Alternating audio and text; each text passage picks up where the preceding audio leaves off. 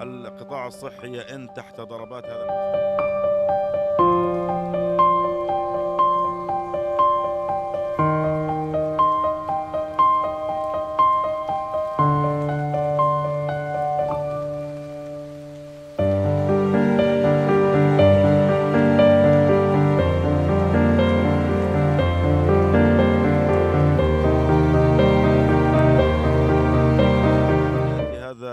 العدوان في ظل وضع صحي صعب يعيشه قطاع غزة منذ أكثر من 17 عاما.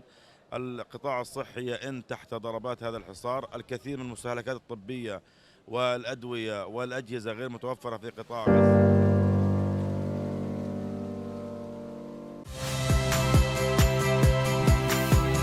Saya Iriana Mardanus. Saksikan program-program Kompas TV melalui siaran digital, pay TV, atau media streaming lainnya. Kompas TV, independen, terpercaya.